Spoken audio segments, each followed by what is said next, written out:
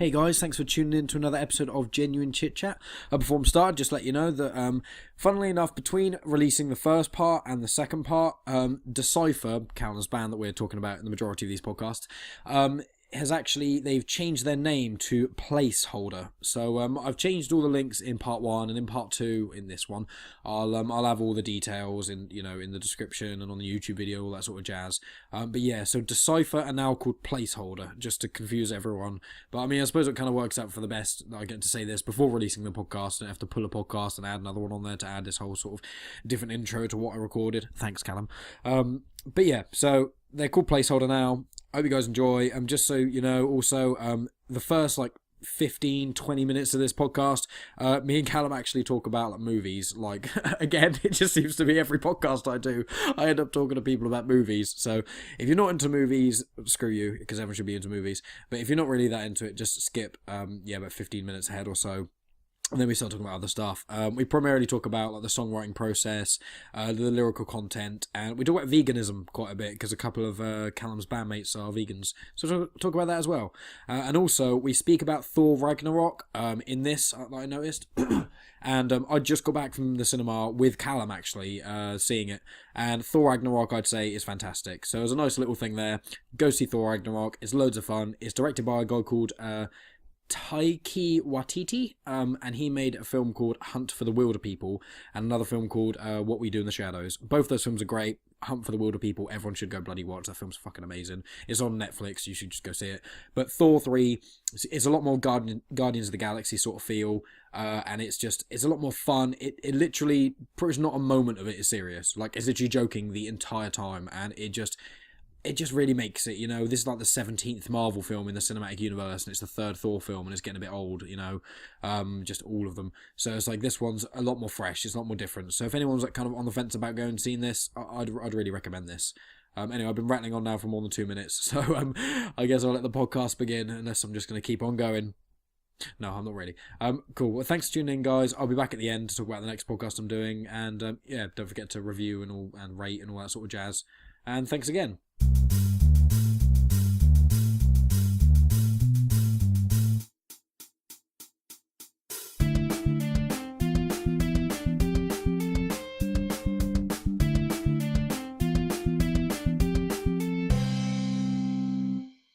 Justice League. Do you think the new one's going to be any good?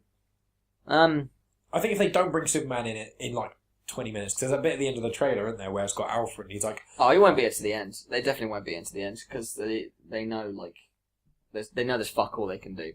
Unless they kill him with kryptonite again. There's literally fuck all. As soon as Superman shows up, it's just alright, great, well, this film's over, Superman's going to save everything, because he's just some god that can do everything. So it's well, there's no point. If the film's going to be exciting, it's not going to be him. It's not going to be Superman, but I get the feeling from that film it's going to be bad, to be honest. Yeah. I think it definitely has potential, and I do love those kind of films. I'm slowly getting a little bit sick of the whole everyone trying to make a extended universe, and it all has to link in a certain way, and it's all there's so many films, and every time I see a film, if I want to understand it, I've got to see 7 other films and a couple of mini-series. Oh yeah, they do that thing where they release 20 minutes worth of just clips.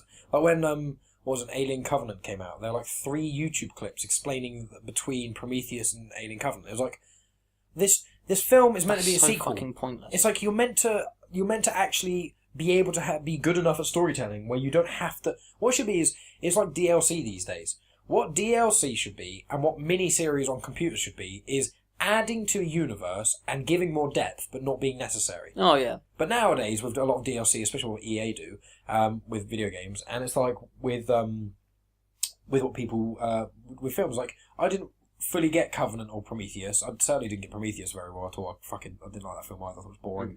But I think there's 3 YouTube clips that are about between 1 and 3 minutes long, I believe, that are on YouTube that you're meant to watch and bridge the gap between Prometheus and Alien Covenant. It's you clearly didn't make a good enough film. You made an incomplete film. If I have to watch a web series to understand the plot, you're not explaining the story good. Well, so many people, I say so many people, it's getting less and less, but people do still live offline. Not everyone knows about these kind of things. And you kind of watch it, and it's there was a 60 minutes worth of footage that I haven't seen because I didn't know. Well, I knew an Alien Covenant thing came out, it was called The Prologue, and I was I thought that was that thing where, obviously, I know it's not made by Marvel or anything, but Marvel do this all the time where they release about 1 billion trailers. I thought, when I saw the trailer clip, I was like, oh, that's literally the first 2 minutes of the film. I was like, I'm not going to watch that. And I watched the film, and I spoke to Alex about it, and he was like, oh no, that was like pre the film. That was like explaining part of the film. And I was like, well, I didn't know that. I just saw Alien Covenant, the prologue, and I thought, oh, that's the prologue to the film. That's the clip before the word Alien Covenant pops up. Yeah, that's more stupid than what I was kind of going on about. I mean, that's like next level fucking stupid. That's just, what's the point in doing that? Well, I was just more talking about stuff like Marvel, but I mean, it doesn't really matter. You don't actually have to have seen everything.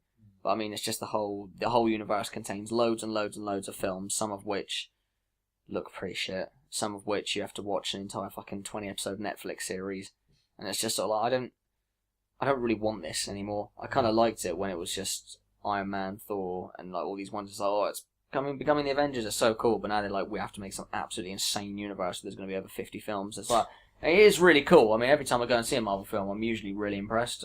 Every time I'm usually like, that was really, really enjoyable. Even if I don't think the film's actually that great, I really, really enjoyed watching that. Yeah, but like now that whole like all the Netflix series have kind of mixed in with it, I don't like that. I wish that had stayed out of it completely. I quite like the Netflix series, but obviously I'm watching it, except Iron Fist, because I watched half of that and it was just fucking dull. But then I watched the Defenders and stuff, and it doesn't seem to link in with it hugely. I wonder if during Infinity War it will, but I'm not really fully sure.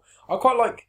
I'm kind of in the grey area, I'm kind of on the fence, because I do like the fact that there's a big universe to it all, because it makes you feel more rewarded as a fan when you watch everything and you get all these little references.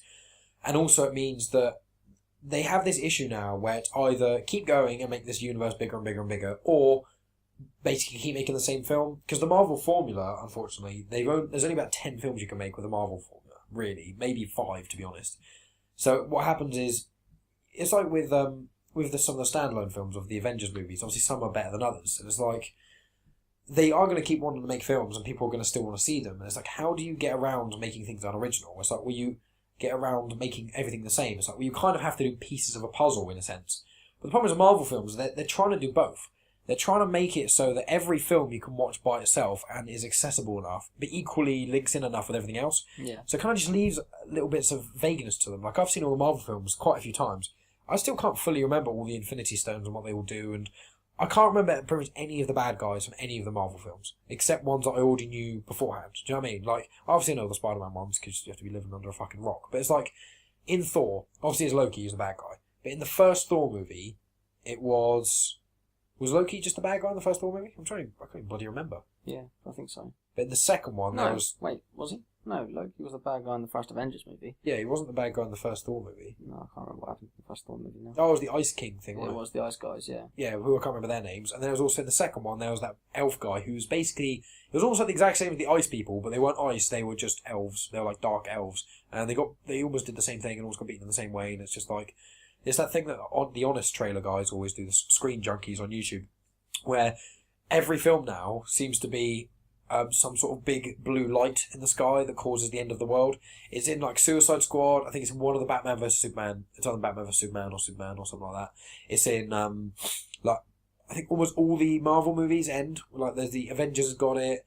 One of the Thor films has got it. And it's just like you have to have, because all the films are making the stakes so high. It means that none of the stakes are high. Because every single one is going to destroy the Earth, okay? How is it going to do that? Well, the only energy that we know it kind of exists, that we also don't know enough about to control, is like light energy, essentially, or like lasers and shit. So it's like, the only thing they can do is constantly say, they're going to destroy the world, or take over the universe, or destroy the sun, or something. How are they going to do that? They're going to shoot a big laser at it. It's like, oh no. Not again. So every Marvel film was just like a big blue light, and every villain, like Ant-Man, it was the Wasp. I don't know his actual name. I've seen that film like 4 times. Like, I have no idea what the main guy's name is. The bad guy in Ant-Man. I don't know what it is in Thor 2. Obviously Thor 3, I think is Ragnarok, which is the name of it's the woman, the bad guy, the goddess of death or whatever. But that's I don't think no, her name isn't Ragnarok. Her name's like Zen or something like that. Oh, okay. Yeah. But it's because you know more about the comics and stuff than I do. Yeah, I know she's the goddess of death. I don't know loads about her. She was, I think, when Thor goes into, which film is it where he goes off on his own and then he goes into that little cave and then he goes into that pool? Oh yeah, that's Avengers 2, I think. It doesn't actually show you what it is, but that is in one of the comics and he has a vision of the goddess of death in that. And that's what it's supposed to be. I think he says something like that he has to go and that he has to get back. Yeah, that's why he bails in Avengers 2. Yeah. Yeah, that I'm sure he's supposed to. I might explain it in this film. Hopefully it does, because otherwise that scene is like, it's quite a big comic book scene as well, and it's like completely irrelevant. I really like it when they chuck like major comic book scenes. So I say scenes, major comic book parts into films. There's a major comic book part in that in the new Spider-Man, which is really cool as well.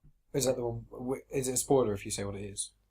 Not really. It's just when he gets trapped under that rubble, towards the end. And, oh, okay. I won't say any more than that, but he just gets trapped under rubble, and that's like a major bit from the comic books. It's really cool. I do want to say, 'cause someone asked me about Spider-Man Homecoming. It might have been today, actually. It might have been yesterday at work.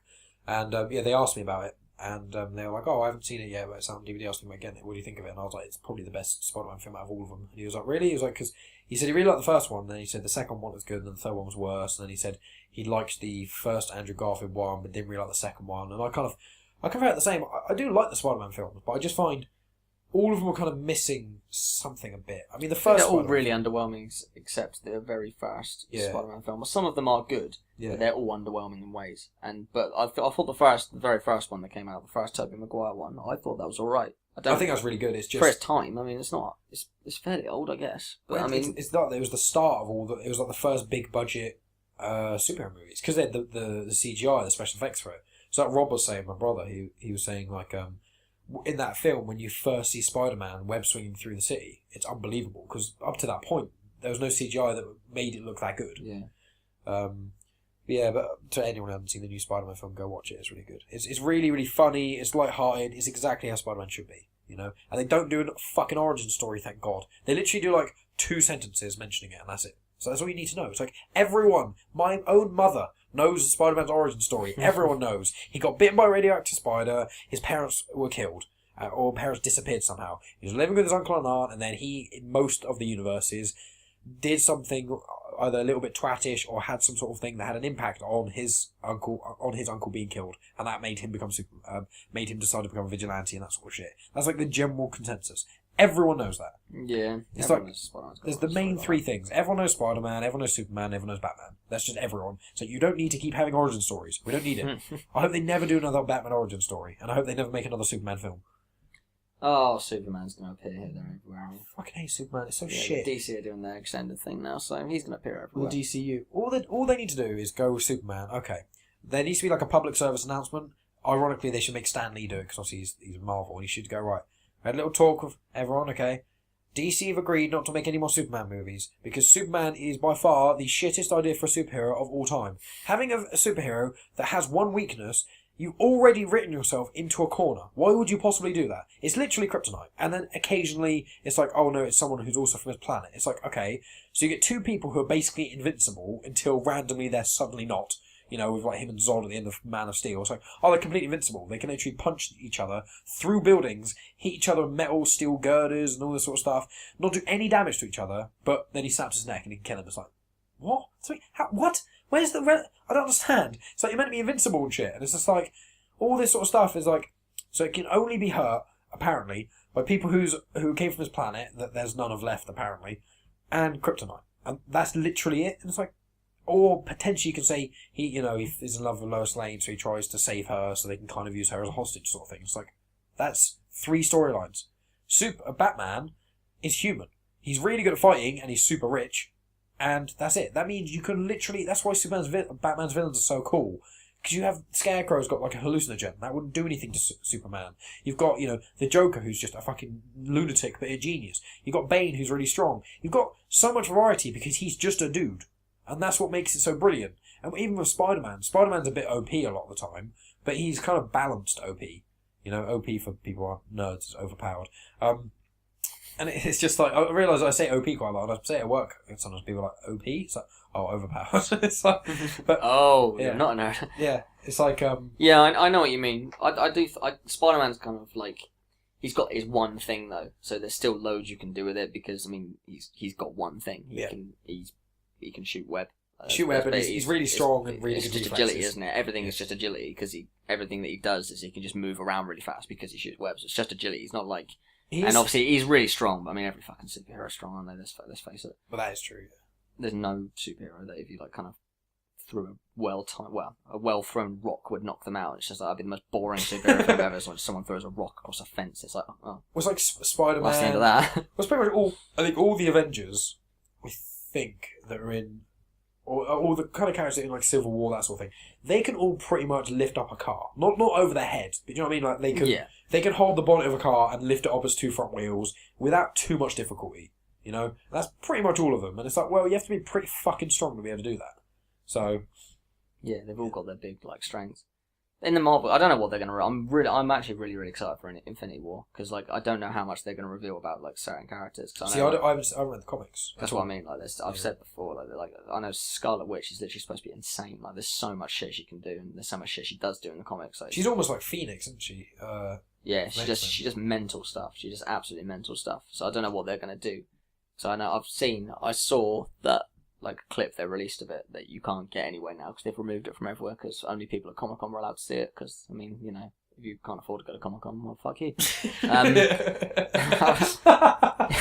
How dare you want to see the trailer? But I managed to see it before it got removed anyway. What, the Infinity War trailer? Yeah. See, it's funny because I specifically didn't watch that because I remember you mentioned it and I was like, I'm not going to watch that because they're just going to release it soon. And then they didn't. I was like, oh, because they do it at Deadpool, didn't they? The Deadpool trailer was leaked, quote unquote leaked. Because the end of I mean, I won't say what happens at the start because I mean they start the trailer, with the end of Ragnarok. So I already know what's going to happen at the end of Ragnarok because I've seen the trailer for Infinity War. So it's like, okay, there we go. I knew that from reading a small thing. I was reading a small thing about Comic-Con and someone announced. This continues exactly from the end of Thor Ragnarok. I was like, Thor Ragnarok isn't out yet. No one's seen it. I don't want to know what happens at the fucking end. But I mean, it doesn't show you what happens at the end of Ragnarok exactly. But from exactly what happens, I'm like, well, I know roughly how it's going to end now. Yeah. I'm not going to say it on here, but I mean, yeah, basically, Thor and Guardians of the Galaxy meet up at the start. What seemed to happen of Infinity War. I won't say how. And it kind of just like, it's almost light-hearted, then it just suddenly goes like mega dark. Like, Spider-Man's just like laying on the floor, crying in his new suit, in that suit that's at the end of Homecoming. Oh, yeah. And just like, all of them are just like looking like fucked, basically. I really like, hope they do. Thanos comes out and he's like some fucking gigantic titan, it looks insane. I hope they do actually make it like proper dark. I mean, some of the, I really like the humour and lightness of Homecoming, Spider-Man Homecoming, and Guardians of the Galaxy, both of them. But I really like films when they go really dark, and that's also what I'm hoping happens with The Last Jedi, you know, where it's like, Force Awakens was pretty dark in places, especially towards the end, and it really has dark moments. And I find most of the best films are ones where the light moments are quite nice and light, but the dark ones just go really into it, especially when it's a film that's made by Marvel or something, where it does hit you when you get all these superheroes who are like, yeah, we're invincible, yay, and then they're actually not. Rather than, Marvel often get in the trap of, they make this trailer which makes everything look really fucking dark, and then you watch the film and it's like, nothing dark actually happens, and no one dies, and it's like, you know, in Civil War, it's like, you know, I think I'm going to say this, in the Civil War comics, as you told me, in the film, Captain America doesn't die, but in the comics he does. Yeah. And it's just like, that was kind of like, almost like a spoiler, because I knew about that before seeing the film, and I was like, oh, he's going to die. Oh, that kind of ruins it a bit. And then you watch the film, it's like, oh, he doesn't die. And it's just kind of like, you know, the film's been out long enough now, I'm not worried about spoiling it, because it's been out for ages, and anyone who's really into Marvel, who cares that much, should have seen it by now. It's like, no one dies in Civil War. It's like, well, it's kind of like zero sum, isn't it? You just kind of watch it, and you're just a bit like, it's meant to be dark, and like, all the trailers for it show, like, Captain America's shield broken, or Tony Stark, or Iron Man's helmet-y thing broken, and then fighting, it's like, oh, what's going to happen? Obviously, a lot of the people who read the comics knew that Captain America died, and I read because there's a few Civil War comics, I think there's like 3 of them, or at least 3, like graphic novels, and I read one of them, and in that one, no one big died. There was a couple of side characters that died, but no one huge. But in Civil War, I'm pretty sure literally no one, like actually not a single human died except the main villain, which happens in every Marvel film. Well, there's different. I don't know how it all works because I haven't read all the comic books. I know one of them, Captain America, doesn't die and he becomes someone else. I can't remember what his name is. Something with a B, I think. But I mean, I feel like that's where the next thing's going to go. He's not going to be Captain America anymore. I didn't even know he didn't become Captain America. Yeah, he changes. There's another character. What's his fucking name? And it's basically Rogue Captain America. It's exactly the same as Captain America, but he's not Captain America anymore. Huh. So he goes like vigilante, basically. Oh, okay. I can't remember what he's called. That's not a big I'm deal. not going to think of it either. Yeah. Oh, Yeah.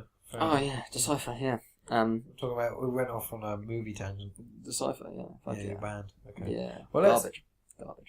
Well, let's loop it back around then. So obviously your first EP was, we don't have to go into specific details, but it was obviously you in a relationship for a long period of time. Oh, you're in a relationship for a long period of time, and then obviously ended, and that upset you, it seems. No, that was fine.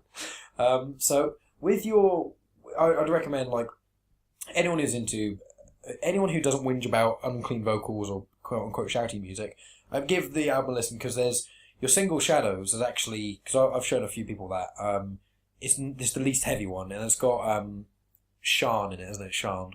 Yeah, Bobby Lovejoy now. She calls herself Bobby. I'm gonna have her on the podcast most likely. But I'm gonna have to find out if she wants to call Sean or Bobby. I imagine it's Bobby. Yeah, she doesn't go by Sean anymore. Okay, but women. It's Bobby Lovejoy. Women and them changing their names like TJ and stuff.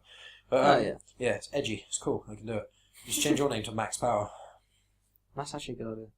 Max Power of Decipher. You probably get more people who like the thing because your name's Max Power.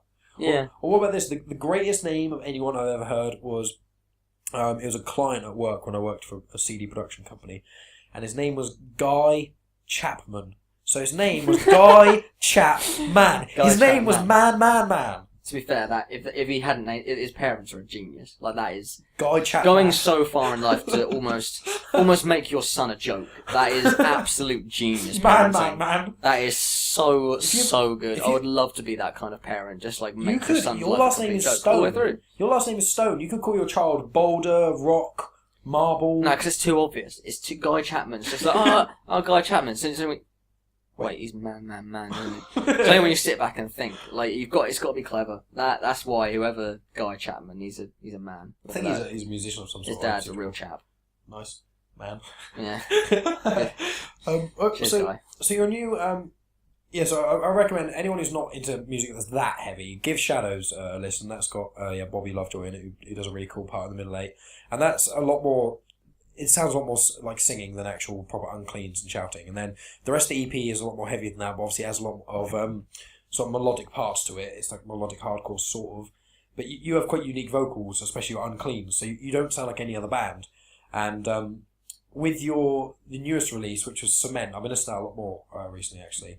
And I think that's really cool. It's really hard hitting and punchy, but it's, as you were saying with a lot of Stu's writing, it's really hooky. And especially like the start of the song, you know, the da da da da da da, and then the drumming just goes that I think it's the bass pedal, isn't it? Yeah. That little bit, it just gets stuck in your head, and then the rest of and it really hooks you, and it really, the video's really cool as well. But that song especially is really good. And then you've got with your new EP, because I've obviously whenever I see you live, you play a couple of songs that haven't been released yet. I think one I say it's Stray, but is it actually going to be called Stray, or do you just not know? No, we only called it Stray because it sounded a little bit like Stray from the Bath. Yeah, and you just still haven't figured out a name for it yet. No, I name everything. I basically name everything in the band. I name all the songs. When it came to naming the first EP, I wrote all the lyrics, and I came up with a couple of things that suit it or what it should be. And I basically gave the guys a list, and everyone kind of went, "That sounds cool." Blame Yourself was like the coolest thing in the list. Yeah. Because as I said, like I'm more passionate about it all than I actually come across. Like, when I actually speak to people about my band and stuff like that, I have a tendency just to go, "Oh yeah, shit, yeah, we're a terrible band," and shit like that. And if I actually get into a conversation with people, I'm just like, "No, yeah, we do all this kind of stuff. Yeah, we're a band, basically. It's cool." But when I actually sit down at home on my own and stuff like that, and I'm actually writing stuff for it, I mean, I'm a lot more passionate about it than I actually come across. Yeah, well, it's one line that often you wouldn't, to me, come across. And obviously, I know how passionate you are about the band and stuff because we're quite close and talk about it a lot. But the thing is, the problem is when you're in a band, you don't want to come across as constantly going on about how awesome your band is and going on about your band, because then you become that guy that people will be like, "I don't want to see his band," because he just goes on about it fucking constantly. And it's a real hard balance to try and get people to come and see you live and spend money and spend their evenings coming out to see a band they may not like, but also to try and not be forceful about it. And it's just so hard to do, you know, especially because you're in a band, and I've got a few other mates who are in the band, who are in bands, who have become on a podcast as well. And also my brother and my dad, he used to be in a lot of bands and stuff when he was younger. So I know a degree of that sort of thing, of like, you really want people to come see you, but you can't harass them about it because you will just achieve nothing and you'll just piss people off. So I do kind of get that, but So with your with Cement, so that's the single that's out now. I really recommend everyone goes listen to that, even if you're not into music that's that heavy. It's just a really really cool song to listen to. What's all that about? And then just go in a little bit more depth about more detail of how many tracks you got for the upcoming EP. What's the sort of just a general idea of it, really? The EP is going to be 5 tracks. I would go as far as saying it is absolutely nothing like the first EP. It's not. We're going. I mean, it's in the same genre, I guess, but at the same time, I'd say it's not, which I don't understand is like completely confusing. But we've got a song. Well, Cement does sound like very different. Like all the songs on the first EP, they all sound quite different from each other, but they've got that kind of feel to them. They almost like 20% of them have all got this consistent running thing. But Cement, even just the production of it, everything about it sounds completely different to that. Even your vocals have changed a bit. So the heavy songs, we've got 3 songs that I'd say are heavy, and all 3 of them are fucking heavy compared to what we've written before. Like they're not necessarily like sludgy. I mean, Cement's probably like kind of like sludgiest kind of riff song we've got. Yeah. But we've got another song that's got like I know it's pretty much everyone in the band's favourite riff. It's got 2 massive riffs in it that are really really cool. Is that one of the ones that you play live? Yeah, the fast one that you've probably heard. We call it Beef at the moment. I think Beef was actually because when I heard you play Beef and Stray, I was think, what the fuck are these names? Yeah, it's obviously just code names. I know when you play them live, you don't. I think you've only like once or twice ever even named them like that, but you don't call you to say here's a new song of ours because obviously you haven't named it yet. But obviously, where I'm friends with you and I've heard you be around you when you've done demoing and stuff like that, and I talked to you about it, and I'm really into the band. You go, there's a song of ours. We haven't really named it, so we just call it like code name, Stray. But it's like with when I've heard you play Stray and Beef live, both of them, the riffs are so catchy. I've had them stuck in my head for days, and I've been hassling you. I remember when you released Cement, and I was like, please release Stray, record and release Stray, so because I love hearing it live, and it's just like I can't listen to it anywhere else. It's just really annoying. Yeah, it's really cool. But yeah, we've got 3 songs that are heavy. One that is, I'm not going to reveal too much about them now, but one of them is basically it's almost just like a guitar ballad. Literally. Was that the one that you said you took a bit of an influence from Periphery from? No, it's not really any influence from that. It's one of those songs that every band seems to have. Like every band seems to have that song that's just really sing along. But it goes fucking nuts at the end basically, and that's gonna be cool. And we've got one that's just like a really epic kind of sound. It's the most emotional stuff I've written, like lyric wise. Yeah. Like it's a lot more emotional than the first EP. What was Cement about? Just Cement was about basically a time period about when I left the religion that I was in. Because obviously at that time everything was quite difficult, and the relationship I had with Well, a lot of people don't know this. Obviously, I know a lot more details, but I don't want to say loads because I don't know how much you want to share. But that's cool. My family are Jehovah's Witnesses, all of them, except me. I'm not going to go into too much detail about everything that happened. I didn't want to do it anymore. I didn't want to follow their religion. I'm an atheist, so I can't bring myself to believe in it. I don't.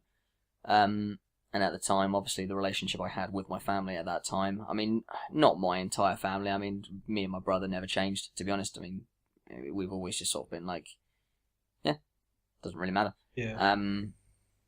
But obviously, my relationship with my parents at the time was very, very difficult. And it's probably difficult to actually pick out that song is about that, because, I mean, if you're listening to the song, it probably does just kind of sound like it's about a girl. Because, I mean, the lyrics are like, they're not hateful sort of thing, but it's just, I don't know, a desperate kind of thing again. I use that word a lot when I'm talking about my band. Makes me sound really desperate. But yeah, if you listen to the speechy bit of that song, it probably comes across a lot clearer. It was just me sort of trying to articulate, sort of. It's just basically trying to get out how I feel without being told, no, you should do this. Yeah. Like I was just trying to get out, like, no, I don't need to feel like this. I don't need to do this. I don't need to follow this. It's not how I feel. And it was harder at the time than it needed to be. Yeah. So I wrote about that time, and things are okay now. But that was just about that time. That was really hard. And the rest of the EP it's all following that kind of time period. That all that kind of time period was very, very, very hard. And it leads on to like kind of depression and all that kind of stuff. Because obviously, people may not know this, but you've suffered with depression, unfortunately. Yeah. And a lot of people that I've had and will have on the podcast, have or do currently suffer with depression. I'm not going to name them all here and now because it's not fair and it's up to them. But Bradley was on one of the podcasts and he started talking about one of the darker parts of his life that you know about that I'm not going to go into because he said he may talk about it in the future podcast. That's not my place to say, but one of the things with this podcast I want to do is certain people who don't know people with mental illness, a lot of the time is people go through these things and people don't realise, and a lot of the time it can. It's like Robin Williams was one of those examples. Everyone's like, "Yeah, but he's so happy all the time." It's like, "Yeah, but you don't know what he's." It's easier to put on a brave face in quote air quotes and just smile at everyone and pretend everything's okay, rather than actually show that you're sad and then everyone being around you kind of, you either trying to constantly say, "I'll make you feel better," when sometimes they just can't, or moaning at you for being sad. Like, why are you sad? You've got these, you've got this and this. You're not a starving child in Africa. Why should you feel sad? Blah blah blah. There's like all these complicated things of mental illness that come about, and I kind of want to try and bring a bit more awareness to that sort of thing. Obviously, your music has been influenced by that sort of thing. Yeah, I mean, I totally agree. I mean, I'm not really a talking point for it, to be honest, at all. Cause, no, I don't want you to feel like me putting you on the spot. No, I'm not. I don't feel like that. Yeah. I'm just saying, like, I mean, people have told me before, like, you need to stop doing it. I mean, I've always been that kind of person. I just don't talk about it. I don't want to. I don't ever want to. But I do I completely respect the idea that when people are saying you need to talk about it, I do agree with that. You shouldn't bottle up. You do need to talk about it. I've had situations before where I've realised, I can't keep bottling this up. I have to go and do something about it. And it still comes back every now and again. I mean, every now and again, I'm just sort of like, I'll be really, really, really down for a few weeks, and I won't say anything to anyone. And eventually, I was just like, I need to sort myself out. You've got music, fortunately, which is your kind of a degree of an outlet. It's a relief. Like, I mean, that's why I enjoy playing gigs so much. I mean, sometimes having something where you can just let aggression out and stuff like that. I mean, it sounds really angsty and teeny and stuff like that, but sometimes you need that. Well, I listen to a lot of heavy music. I'm not an aggressive person by any means. I'm not violent. I'm not saying you are, obviously. I'm not an aggressive person or violent at all, but sometimes if I'm in a really shit mood, one of the things I can really do to bring myself out of it is if I just put on something really fucking heavy. If I'm in my car or if I'm in my room or something, and I just shout as loud as I can and full on into it, and it makes you feel a bit better. It gets some of that out of you, you playing live and like singing lyrics that you, or shouting or whatever, how you want to do it, doing lyrics, screamos, doing lyrics that you wrote that mean something to you with like a whole band behind you, doing it on stage, doing a performance while being a piece of art with loads of people around you supporting you, and it's purely yours and your band's own creation. It's obviously a lot more to it than me just shouting to Devil's Prada in my car, but I get that, Yeah, I mean, yeah, that's basically covered it. I mean, the new EP, like I said, I do like to try and. I mean, the theme of it is basically things that have caused like depression around this certain time of my life. Yeah. I wanted to write a song. I mean, there's a song that links directly from the first EP. That I wanted to write because obviously the first EP was. I mean, anyone who knows me knows the situation between me and my ex-girlfriend. Anyway, we broke up. She decided to end it, and I wrote that EP, and it was exactly around that time, and I was just ridiculously angry, and everything was her fault, and I was sort of like, I'm an awful person, and you're a terrible human being, and all this kind of stuff, and I was just like, I need to write this angry EP. Yeah. And I wrote this angry EP, and it kind of slowly came to fruition after I'd written it, like we released it and stuff like that. I mean, there's loads of stuff I said on that EP that I'm just sort of like, oh, yeah. I'm glad I said that, but there's also loads of stuff on that EP that I said that I'm like, so many things you can say in the heat of a moment, and then a couple of months later just be like, why the fuck did I say that? Why, I don't mean that at all. I don't feel like that. Fortunately, music, it can be, I don't think anyone is listening to that and taking every word as literally. So with music, it's fortunate, but I know completely what you mean. I think everyone's been in that situation where, whether it was with arguing with a friend, with a girlfriend or boyfriend or partner or family member, sometimes, I've had it before, especially I've tried to stop doing it, obviously as you get older you try and do it less, but where you're arguing with them and then you say something and then you kind of take a moment to realise what you've just said, and you're like, you say something, you don't even mean it, but you've already kind of said it and it's really hurtful, and then the whole vibe changes of the argument, and then you're like, fuck. And that can happen, I understand. But yeah, we've got one of the songs is basically about that, and that is currently called Careless Whisper. I'll have you know, so you can imagine. It's currently called Careless Whisper, so you can imagine how kind of slow and epic it is. Yeah. But that's that's kind of about how I'm not taking back what I said, but it's it's about how I've come to realise that not everything that I said was 100% true. Not everything I said was I meant. Like, I wrote so much of it in the heat of the moment, but so much of it has still been left with me, kind of thing. Yeah. So that song's kind of about that. Most of the songs are about like the kind of timeline where it was me. I was a bit depressed, and I was having to come out of this religion and everything. I felt very, very disconnected with just everyone I was close to. Isolated and stuff. A lot of the EP is about that, but there are these there's songs, one or two, that are just touching on the same subjects. They're touching on isolation and depression and stuff like that, but are about a different thing. Like, there's probably 2 songs that are about that, and the rest are about the same kind of timeline of when I was coming out of this religion. Yeah. But yeah, all in all, it's going to be a really, really cool EP, I think. Yeah, all I've heard, obviously, I've heard. I'm very excited to get it finished. I think I've heard 2 of the songs. Well, I've heard Cement, obviously, studio, because you've released that and stuff. And also you're on Spotify and stuff, aren't you, as well? So yes. People can go on Spotify. Yeah, anyone listening, we're basically on everything. You can find Decipher on Instagram, Twitter, Facebook, just everything. I'm Calum Stone. You can find me on Instagram, Facebook, and everything like that. I'll chuck on so when I upload this and stuff, I'll put some. I'll probably in the graphic of the on the podcast and stuff, I'll probably put at Decipher UK or whatever on it. Yeah, that'd be cool. Anyone who wants to follow us and just keep up to date with what we're doing. I'll put all your YouTube links and all that sort of shit, and I'll put whenever I release this, I'll put the newest single YouTube link as well. I'll put all your details in the YouTube links. I mean, yeah, because it's cool now. I mean, everything's about to get started a bit more now, because I mean, we lost our members, obviously. We lost Reese and George. We've just got 2 new guys in now. We've got a new bassist who's literally just started with us. So hopefully that's going to be good. And we've got Corey, our new drummer, he's doing insanely well. Well, I saw him, your most recent gig, he'd been practicing for only a few weeks or something? Yeah, like literally 4 band practices he had. Yeah, and you couldn't really tell. There was the odd moment where I noticed he messed up a little bit, but the thing is, obviously, I see you guys live almost every gig, so me only being able to notice a couple of times and it didn't ruin the experience, it's like really big up to him for being able to fucking sort that out. He smashed it, he did really well. So yeah, I'm really, really looking forward to getting all this new stuff done and finally out. I mean, it's going to be a little while yet, to be honest, but yeah, I'm really, really excited for it. Well, it's on the pipeline. Unfortunately, we're recording this now. Yummy. I've burped. I think every podcast I've burped now, which is terrible. And my alarm's gone off in every podcast, and I think it's going to go off in a minute as well.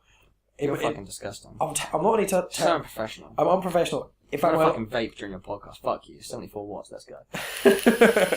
Yeah. Oh, my alarm is set to go off in a few minutes. There we go. I've turned it off. Yeah. By the way, anyone listening, I vape. I hope that's cool. Oh Lord. You were talking on vape shoppers, weren't you? I won't fucking tell everyone that. Fuck me. Yes, I used to work in a vape shop. Fucking edgy. He knows all about it. And I'm vegan. Well, he's not vegan. Did you know I'm vegan? It's funny though, because and I vape. It's funny though, because your band members, your bandmates rather, Jason and Stu, they're vegan. I only found out the other day. Yeah, Stu will probably listen to this and love going me alone. Slating vegans. I'm not actually slating vegans. I've got no problem with vegans at all. I've got no problem with vegans. Just with anything, if you shove your opinion down someone's throat, it's a dick move. But it depends It depends when the context is. If someone's being openly homophobic, then you're fine to argue with them, and But when they're like, if someone's just having a conversation, then you just butt in and like, what, you're talking about eating burgers? Well, do you know that this many cows die and this many things happen and this destroying the environment, blah, blah, blah. You should be vegan. You should really think about your moral choices. Like, right, if you want to give people information and you want to try and be helpful and help guide them a little bit and give them the proper information. Oh, yeah, that's totally fine. That's fine. When you're literally, almost attacking someone for not following your way, it's like, it's not quite as easy as, whenever you talk to someone who's been vegan a long time, they always say the same sort of thing where it's like, it doesn't cost as much as you think it'd be vegan. It's the food, you only need to be able to cook veg properly to be vegan and stuff like that. And it's like, I know what you're saying, but me personally, I literally don't like a single vegetable. Every time I eat veg, it's like me forcing myself to eat it. I make sure I have 4 of my 5 a day or whatever. I like vegetables. But you see, that's the thing, I would like to like vegetables, but I really don't. I really don't like veg, but I force myself to eat because it's healthy. But it's like, to be honest, all those things, like they don't make any difference to me. No, I don't know anyone who tries to force their opinion on me and stuff like that. It doesn't. No, Stu obviously doesn't. No one I know. Yeah, I know. No one I know who's vegan actually forced their opinion. The only actual opinion I I don't like is that when vegan people say vegan bacon is good. Vegan bacon isn't good. It's fucking disgusting. It's not good. There's nothing that there's loads of like vegetarian and vegan. Their food sausages are lush. Yeah, there's loads. Vegetarian sausages. Chicken and stuff like that. It doesn't taste like chicken really, but it's close. You get like all these burgers and stuff. It's like that's all right. Vegan bacon isn't fucking bacon. It doesn't taste like bacon. It's disgusting. There's something wrong with it. If you like vegan bacon, you need to go and have a really, really good word with yourself. It's not good at all. Alright, I'm sorry, I've clearly brought up a sore spot. Is that your next EP is going to be about? It's like once you've run out of like all this like religious doctrine and the isolation and all that sort of stuff and the depression around it and really tough going after a relationship, you're just going to complain about vegan bacon. It's going to be really, really epic songs, but every now and again there's just going to be a breakdown. It's going to be like, vegan, bacon, and it's just sort of going to be like, kind of really, really heavy riffs. And then you're getting, fuck you! Yeah, just really going gent. It's like, no one likes it. It's going to be sick. That does sound good. If it's anything genty, I love any... To be fair, Vegan Bacon's a great band name. Like, if a band popped up and called themselves Vegan Bacon, I'd be like, well, Vegan Bacon's good now, because it's a fucking band. That would be, if there was a band called Vegan Bacon, I'd check them out, definitely. That sounds like a right laugh. And that would be the Oakleys, but still. The Oakley, oh yeah, the Ned Flanders that metal popped up band. and did that song. Guys, there's a metal band which it's like Ned Flanders. Like all the members look like Ned Flanders. They all dress up like Ned Flanders. I think the music's absolutely terrible. Yeah, it's fucking shocking. It's worth a watch though for a laugh. It's mega heavy though. It's out of my depth heavy. Okay, yeah, that's it's very out of my depth heavy. What I was going to say was basically tangents about vegan bacon. It's currently it's actually me burping which caused it, and then trying to turning off my phone alarm, because in the podcast with Carla and with Bradley, both those times my phone alarm went off. That's good. Terrible. Yeah, and I'm fucking useless at everything I try. I'm just a disappointment. Oh. Yeah, but one of the I was going to say is we're recording this now towards the end of September, and I don't think I'll be releasing an episode until early October-ish, because I was going to upload everything to SoundCloud, but SoundCloud's going to be fucking bankrupt and gone by the end of the year, so I have to find a new place you have to have a place to upload podcasts. It's called an RSS feed, and you have to have a website to do it, and most of them cost money, so I'm just in the midst of doing that and stockpiling podcasts, and then I'll release the one with TJ first, or two of them, and then a couple with Alex Hart, and then I'll figure out the ordering of it, but we're recording now won't be out for at least 2 more months, I'd say. We're probably looking at around November sort of time. Yeah, I mean, there could potentially be a new track around that time. At the moment, we're all a little bit. I mean, without saying too much, there could be an absolutely massive change soon that could involve us changing our band name. Yeah, while we're calling it Decipher now, that is the band at the moment, but there's potential that won't be our band name soon. That's right. Well, if that does happen, obviously, I record the intros to this after I've done the podcast, and when it's closer to the time normally of me actually releasing it. Like I record the intros for one or two of the other podcasts, but all the other ones it's just like there's no point recording an intro. Say when we finish this up, there's no point me recording the intro straight away, because if I don't release it for another 2 months, there may be more relevant information. Yeah. So I will. People will have already heard the intro when they've heard this conversation, so but I'll make sure that if you do change your band name or anything like that, then I'll make sure to do it. Oh yeah, I'm sure it'll be obvious anyway. I mean, we're so famous now that the second we post anything, we just get flooded. I can't walk down the street anymore without someone yelling at me. It's just so hard. Yeah, I'm sure. Imagine if somebody you release like another song and it goes viral, and then by the time this actually gets released, that's actually true. As lovely as that would be, that's just not going to happen. The world doesn't work like that. Well, I don't think the bands that are your style of heavy, they don't really go viral. Rarely, no. I mean, you get a few bands that, I mean, it depends. It depends who you know and how many fans you have at the time. I mean, if you have a lot of people on Facebook who are willing to share your video, it could potentially go far. But that's the trouble. Like, not many people really share stuff anymore and stuff like that. I mean, you get these bands that will release a song, and all their mates will share it, and it'll be like, oh, this is all over the internet for a day, and then the next day it's disappeared. And it's just sort of like, I mean, I'm impressed with Cement. I mean, Cement's got nearly 3,000 views, I think. I mean, that's not much, but that's the most I've ever had on a song. Yeah. Which is, it's cool for me. And, I mean, we're all really happy with the release of Cement. I've had loads of people, like, message me, and randomers come up and say, this is really, really good. Like, I really like this. We've been given gig offers off the back of it. I want to say that from what I've heard of, the other two songs of yours that I've heard, just live and a little bit of the demos, I said to you, I think when I heard you demoing Stray, I said I think that's like I really loved your first EP, but I think I said to you when I heard Stray, I was like, that song just in itself blows the whole EP out the water in a sense of just. The first EP is really good, but you're finding your feet, finding your sound, and I really find that this, even with just Cement and the song Stray that obviously I've heard in a bit of Beef, they really define you a lot more. I find like a lot of the time you get bands where you can get in this problem where they release like an EP, and then normally when a band releases one EP, that one EP normally doesn't sound anything like anything else, and then they release something else after it, and it sounds completely different. And some bands get the issue of they release something really unique and different sounding, and then the next EP or the next album, or, or whatever, will just sound really generic. Like, I know you don't like the band Issues, but their EP when it came out it wasn't necessarily that different, but it did sound quite original and it was really cool. And then they released their album and it was just like, oh, this is shit. This is like so generic and unimaginative and dull, and it's just like you've taken everything that made you special out of it. But I find that with what I've heard from your newer stuff, you've really defined and almost isolated, fitting with the theme, isolated what your strengths were and the things that make you most unique, and you've really added to them a lot more, and you've made it all work a lot better. And I just think Cement is, the more I listen to it, the more I like it. I mean, I said to you, my only criticism is the speech bit in the middle, but that isn't bad in any way, shape, or form. It's just me as a sole individual. I don't really like songs when they have that. I've got bands that are some of my favourite bands, and they have a little speech bit in, and I'm just not that into speechy bits. But apart from that, the whole song is just fantastic, and that part is really good. I want to reiterate that to people. I don't want to seem like I'm shitting on that part of the song. It's just, my only criticism is that I don't like any songs that are like that. Like, I don't like that part of any songs that are like that. But that song is so good. I've actually been listening to it a lot on my Spotify. On my players, I've actually got it on 2 of my playlists on my phone. So I think that song, Cement, is absolutely fantastic. I really recommend people go listen to that. But we're getting near the 2 hour mark now, so I think we'll probably start wrapping it up. Let me just ask you a few questions. So what kind of bands do you find have influenced you for Decipher? I know that obviously there's you and Stu helps you songwrite, and then I don't know how many of the band when you were. What's the songwriting like? How many of you songwrite, and also what's been quite big influences for you guys? Obviously, I'll have Stu. Well, we all did a lot of songwriting. I probably do the least songwriting when it actually came to the instruments sort of thing, but you obviously still can play guitar, so I always threw in my ideas. I always threw in my ideas all the time. Yeah. The bulk of the songwriting I'd probably say was done by Stu and Reese for the first EP. Yeah.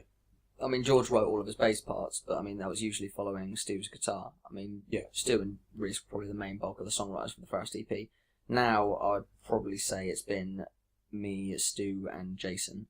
Jason's the other guitarist. Yeah, Jason's the other. So we've all put quite a lot into this, into the new stuff. I mean, it's Stu and Jason more. I mean, Stu is the kind of main songwriter we have, I'd say. Yeah. But I mean, we've all put quite a lot of work into these new songs. We've been fiddling with them loads and trying to get them perfect. And we've put into a lot. And I mean, now we've just got the new members coming. I think they're both going to get really involved. Yeah, now that they're here, they both seem really, really keen to get into it. So I met Corey briefly, and he seemed really into it as well. He's really, really keen. Yeah, yeah. He's really, really fucking keen. Four band practices, and he killed it. So yeah, he's really keen to get involved and start writing. So I think we'll all be the main songwriters soon. Influence wise, I mean, I know Stu's heavily influenced by bands like Sixth and Every Time I Die. I was going to say Sixth because he loves Sixth. Yeah, I know he absolutely adores them. I mean, he's massively influenced by them. But I think he tries to take into account the kind of stuff that we're all into when he does his songwriting. But I mean, he's a very good songwriter. Like me and Stu, there's quite a few bands that we click on and stuff, and I think I'll probably have Stu on the podcast as well at some point. I may even try and have Stu on the podcast before I release this one or around the time, so then I can kind of release them near each other or something. But he's there's a band called Sick that people don't know, and they are, I think, almost like objectively they're good because musically they're amazing, but they're a bit like Dillinger Escape Plan where they're so fucking hectic and all over the place. It's like the music is genius, but it's not user friendly enough for me. Yeah. Whereas Dillinger's kind of is like just about user friendly enough for me, and then Every Time I Die is almost like they become less crazy. Yeah. So I think it is good that he's got the influence from those ridiculously crazy mad bands, but he tones it down a bit so it's not just fucking crazy hectic. It's more catchy than those kind of hectic bands. But no, I mean, he's really good. That's probably the best thing about for me anyway, it's about being in this band actually. Yeah. I've never been with a bad songwriter in it. I mean, we've had a couple of members who have kind of like come about for like a couple of days when we were looking for members, but I mean, I'm not mentioning them. There's no point. I mean, Stu is a really, really, really good guitarist. I mean, he's up there with the best guitarists I've ever met. He's insanely good at writing, and he seems to be able to do everything. If you ask him to do something, more often than not, he will just like, he can do it. Yeah. You just got to kind of make sure he knows what you mean. But I mean, he seems to be able to write any kind of song. He can just write it, and it usually makes it sound really good. I mean, yeah, I don't know, and there's no other way to put it like that. Like a load of the guitar stuff he's done and like stuff he puts on top of the songs, I'm always sort of like, oh, it should sound like this, and he does something completely different to what I thought it should sound like. I'm like, oh no, keep that. That sounds way fucking better. Like, well, it's good to have where you don't want a band of yes men. It's good you all different genres, and I know that you and Stu have disagreed a few times on certain stuff, and that's kind of like... Oh yeah, we disagree all the time. We argue constantly, but... It's one of those things where it's kind of like, it's almost healthy, because then you don't want all of you go, I'll write this riff, oh yeah, that sounds great, and then you just release an album that's just shit. Yeah. Or you be one of those bands... seconds. Or you be one of those bands that release like an album every single year, and every year you release it, it's just shit. But I mean, Jason's fucking sick as well. I mean, Jason wasn't involved in the writing as much before, because, I mean, he's been involved with writing this new EP, but obviously with the old EP, he wasn't even in the band. And we had a couple of songs put together that are on, I think we had 2 put together on for this EP that we had written before Jason joined. I think that was more and we learned them. I mean, I think he has made a couple of subtle changes for him. Yeah. But I mean, Jason's wrote like these bits and pieces as well, and they're always really fucking sick as well. I mean, they're both really, really, really good guitarists. What music's Jason into? Jason is... I have no idea. Well. The band. I mean, I know he likes bands like Every Time I Die and stuff like that, and he likes Within the Ruins as well. Oh, does he? Yeah, I know he likes them. I'll have to find out. I'll see if he goes with Gig. Well, he was on about trying to learn one of the riffs once, so I assume he likes them. He loves Steely Dan as well, so he's on Steely Dan and Within the Ruins. It's a big spectrum. He likes loads of music, basically. I know he's into loads of stuff. But then again, everyone, I mean, for example, with you, like some of the really, I mean, you like, this might make people hate you a little bit, but Miley Cyrus. Yeah, there we go. There we go. Because I don't think you're the biggest Miley Cyrus fan, but you like a couple of her tracks, but then she's fucking sick, mate. But then you also like... She's quaint. It was like Knocked Loose, so it's like, and obviously, as what I've said, I like... Knocked Loose featuring Miley Cyrus, that's what we need. Because I've liked, when you like a big variety of music, it means that you get a unique sound, and I really think Decipher have got a very unique sound, especially your vocal. I mean, Stu's guitaring and Jason's guitaring, obviously. I haven't heard Jason's guitaring as much, because obviously, as you said, the first EP wasn't with Jason. But Stu's guitaring does sound quite different, but it's easier to tell differences between, other than subtle differences between guitars and vocals. Your vocals are the thing for me that stand out the most about the band, of how that your vocals are the hook of people going, oh, this sounds a bit different, and then when you hear the drumming, the guitaring, the bass, and all the sort of the more in-depth things, even the lyrics as well, then it delves more deeper into how much of a complex band you are. But the good thing is, it's not one of those bands where... Like, I like Stick to Your Guns, they're a good band, but he has the most standard hardcore vocals there are. And that's okay, but when you listen to 100 hardcore bands, and then Stick to Your Guns are the 101st band you listen to, you're just like... This just sounds like everything else. Even though you listen to them a lot and you get into them, you hear they're not. But with your band, it's just immediately from the get-go you hear, especially as you must have found with people, as you said, with Cement, your vocals are different, and unlike a lot of hardcore bands, it's not where you can do loads of uncleans and then barely do cleans. It was actually more, when you started doing cleans. Like you in Who Needs Heroes, which was a pop punk band, so you kind of learned to sing first.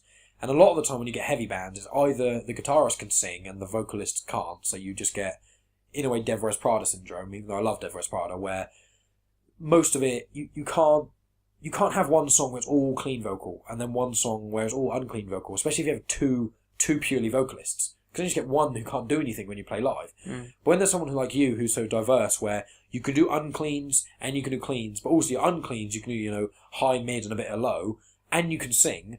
And it's like, well, when you've got this, it means when you've got such a diverse vocal range, as well as when you've got a guitarist who can do relatively everything, and another guitarist who can do almost anything, and then, a drummer who's really picks things up quickly and has got their own thing to it. It's like, you add all these pieces together, and it just means, if you guys think, I've got this kind of idea for a song that goes a bit like this, you're not constrained by skills. You're only constrained by your own creativity. And because you all like so much music, it's almost like the sky's the limit. So you can really almost do anything with your band because you can sing. So if you want a song that's only melodic and stuff like that, you could just have a whole song of singing. But if you want to have a song that's all just shouting aggression, you could do that without leaving a member out. And that's one of the beauties of it as well. And you also, because you can sing, like obviously I've lived with you for a couple of years, so even when you're just walking around the house singing, I can hear that you can sing without it being ridiculously overproduced. It means that live you've got that powerful vocal. Whereas a lot of the time, sometimes with unclean vocals is the worst thing. You see a heavy band live, and you hear the vocals, and they're nowhere near as strong. They're not as bulked out, so it doesn't have the punch that it does, and then it kind of makes everything else waver a bit. But I really find that you guys, you're really, top notch, and your live performances are great as well. And when you first starting out, it was rough around the edges, but I still thought you were great. But as time goes on, you're just getting better and better and better, which is good, because you always want to be improving. You never want to be stagnant as a band. So yeah, big up Decipher. Big up. Woo, woo. So I was going to say big up Corey now, aren't I?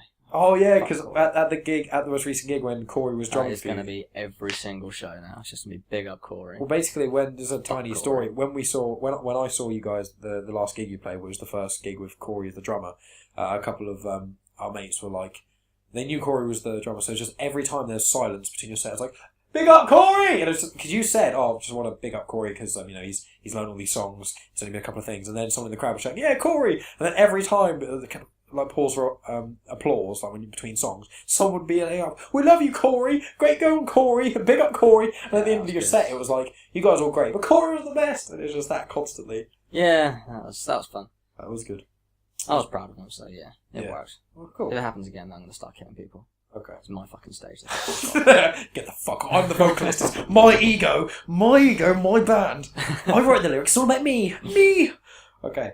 Well, is there anything else you'd like to just add to that, as we're pretty much going to finish off now, I guess? Is there anything you'd like to add? Anything in particular? No, nothing to add, really. Just, obviously anyone who's listening and anyone's interested in Decipher, I mean, there's tons of other bands, right? I mean, I'm not going to go around and say there's tons and tons and tons of bands that are all really amazing, like just as good as us, because then I'm not really like selling myself very well.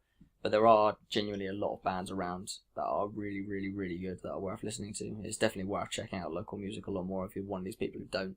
That's not criticism, that's just kind of saying, like, it's very, very easy to only listen to bands that come in Kerrang! Magazine or on TV and stuff like that, when there is, I mean, it's like, I do listen to a lot of local bands, and a lot of the time I listen to them and think, yep, that wasn't as good as this other band that they sound like, so I'm just going to listen to this other band.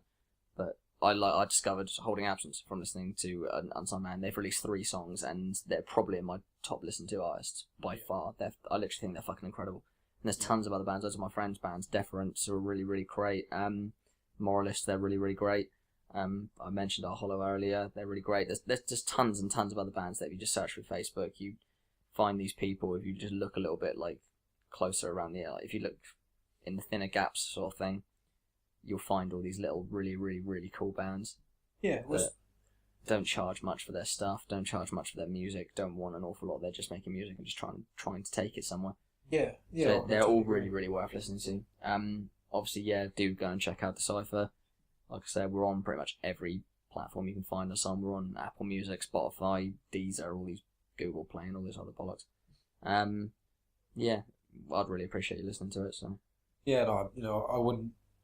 If I wasn't into your music, I would say go listen. If not, but I've said to you before, since I've been friends with you when you've always been having music out, I'm always honest with you when you've had a couple of songs before. Like when I first heard Shadows, I wasn't too sure on it, and I told you obviously I wasn't going to be a dick about it or anything, but I was like, I'm not really into this as much. I don't think it's as strong as the other songs on the EP. Now I've listened to it a lot more. I think it is, and I'm over time things can grow, but certain songs are a bit more growers and whatnot. But I really, even if someone didn't like the EP as much, I'd really just Cement is such a great tune, and from what I've heard of the other songs coming out, I'm really looking forward to your EP. Like legit, as a friend and a fan, I'm really looking forward to it. So I just think when that comes out, obviously I'll share it on Genuine Chit-Chat, whether or not this podcast is out yet. When you release your EP, I'll spread it on there as well, and hopefully with, you mentioned Moralist and Deference, hopefully I'll speak to, because I know the singers of them, and I obviously you do, get them on there as well, and kind of try and have a few more local bands. Obviously, want to have Bobby Lovejoy on there as well, and just as many local music, just promote it, and bands who I feel are talented enough and kind of deserve it and are rewarding. So I'm just like, I'm really happy to have you on here, and I'm glad we had this chat. It was a lot of fun, and big up Decipher. Go check out Cement, and yeah, when you guys are all listening to this, I'll have all the links to everything. Whether or not you've changed your name or not, I'll have it all in the description. So yeah, it's been great chatting to you, Calum. Thanks for having me on. Yay. And that's the end of another episode. Thanks for tuning in, guys. Thanks for listening to both parts all the way. I appreciate it. Next week's podcast is going to be with my buddy Tom, who I used to work with at a CD production place and cassette production, because actually they still exist. And yeah, he actually did vocals for Decipher when Calum couldn't attend a gig once, so he actually performed with the band doing Decipher songs for them. And also, he's got a band, Tom has, or he's in a band, called Seasons and Wreckage. They're a melodic hardcore band from the south. They're fairly popular, people may know of them. And Calum actually has played Seasons before, played a Seasons gig live before, without the singer there, obviously. He filled in. So it's quite funny, the two bands are quite intertwined in that way, and yeah, Tom and Calum are friends as well. So that's a cool podcast. We talk about his band a little bit, but it's more of like a general chat about other stuff. He's got like an Instagram page where he does like puns and cartoons and stuff. That's quite funny. We talk about working, I think at the CD production place a little bit. His girlfriend Laura, she does like special effects makeup and is doing a course in London at the moment for it. He's a really interesting guy. I have a great chat with him. It's a lot less like specifically focused on like bands or something like that. It's a bit more of like a general chit chat, a genuine chit chat. That's what it's like. Hey, I've got that in there. So yeah, thanks for listening, guys, and I'll see you next week.